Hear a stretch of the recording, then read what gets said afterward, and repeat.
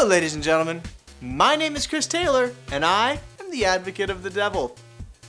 I'm not much of a fan of shooting games. It could be the point of view, could be I'm not much of a fan of guns, or I could just be honest and just admit that my aim sucks. Seriously, that's the reason why I hardly ever play shooting games. But for every rule, there are exceptions. I certainly enjoy the simple shareware MS-DOS games a whole bunch, the Wolfensteins, the Dooms. I'm a retro gamer. And that's why I love me some 90s style over-the-top cheeseball goodness that springs from Duke Nukem. When they first released them, I was young and my family, they decided it wasn't material that I should be watching. And rightfully so. I was an impressionable child. But I'm an adult now, and relics of the past are my treasures of the present. I mean, that is why they call it the present, right? Alas, my heroes don't look quite so heroic anymore. The reboot looks terrible. The Teenage Mutant Ninja Turtles were almost aliens instead of mutants. And the Duke? Well, he's seemingly fallen from his throne. Hail to the king, baby. Long live the Duke. But here's the thing. I don't wear rose-tinted nostalgia glasses. I don't wear any glasses. But I still found a way to defend the much-reviled Duke Nukem Forever. But I probably need glasses. My vision is not what it once was.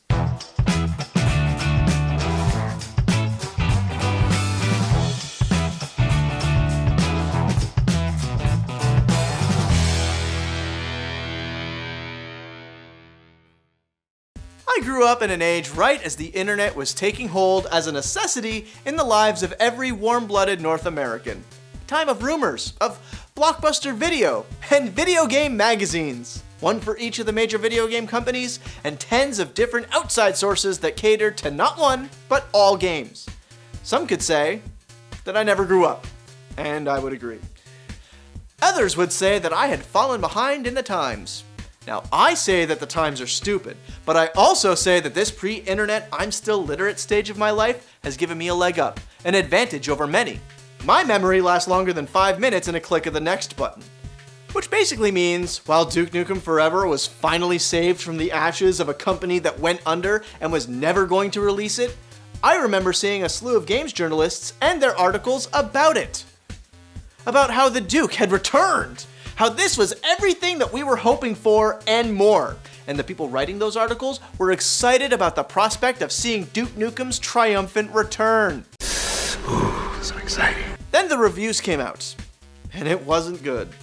But I look at the gaming industry, both now and back when this game was released, and I see an industry that, when an error is brought to their attention, refuses to take responsibility for their own actions, and instead makes an effort to save their own asses. Well, I have to save my ass.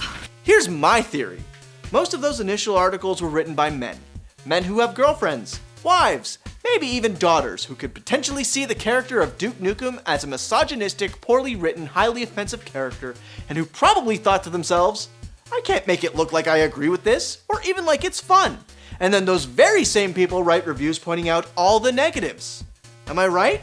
I have no idea. Let me know in the comments below, eh?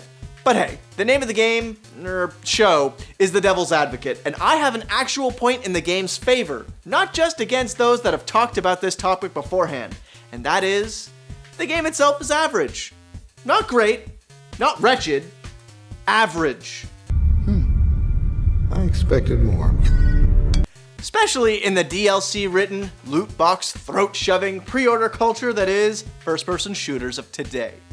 Duke Nukem Forever was created during a time when games developers were looking less to make great games, and yes, that shows. But it was still before the games as a service, gamers will buy anything mindset of present-day games companies.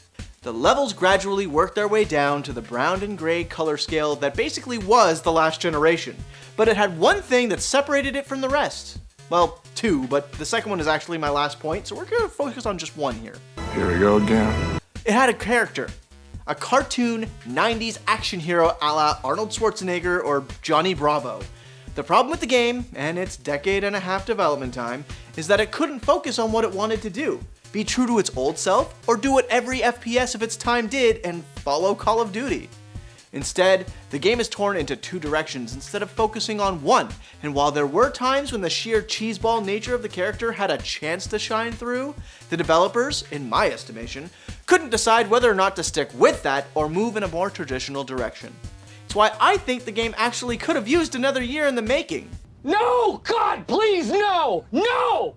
Not to keep us all waiting still, we had already waited, but to run it past the edit one more time, streamline what worked, hack off what didn't.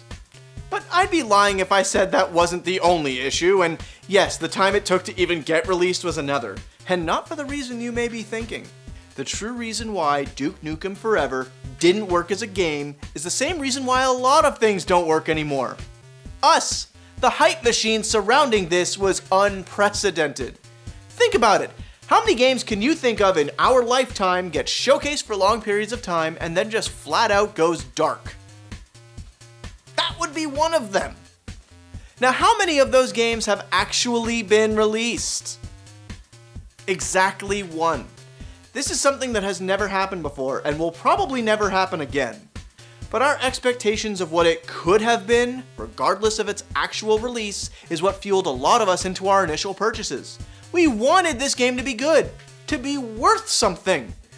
Nostalgia is a big seller nowadays, and even back then we got things like the Virtual Console and collections of retro games being released on that generation of systems.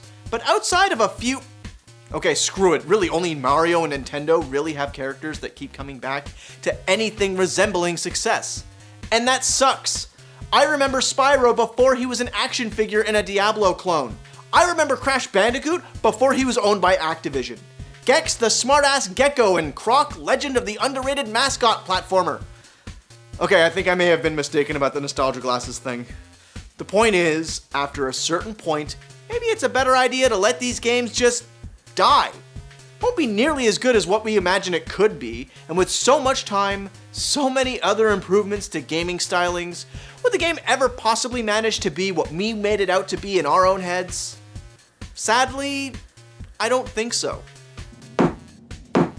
Despite overwhelming evidence to the contrary, I do hope I managed to shed some light into the positive aspects of Duke Nukem Forever. Whether it be in how this game at the very least got released and was only painfully average instead of what it could have been, or just the fact that those who put it down in the reviews were the same as those adding to the hype machine in the first place, Duke Nukem is a game that exists. And do please remember, when a game's number of years is higher than your shoe size, keep an open mind, and don't view it as the latest messiah in gaming. As always, don't forget to hit that subscribe button to keep up with everything we have going on here at Devious Advocacy. And keep the conversation going on Discord and Facebook. Links, as always, are in the description down below. You know what isn't overhyped? Our patrons, donating every month to keep us going. Thank you, kind sirs and madams. But most importantly, this isn't just about me ranting in front of the camera. I want to know what you guys think too. If you agree, give us a click of the like button. Disagree? Leave a comment telling us why. Let all of your points clash with my own, so that I may proceed to prove you wrong. I drink, and I know things. But for now, in the case of Duke Nukem Forever, the defense rests. And let this be a lesson to us all. If a game takes too long to release, or we don't get any information on it, just let it die. Talking specifically to you, Half-Life 3. Yeah, I want to see it, but it's going to suck in comparison to what we want. Guaranteed.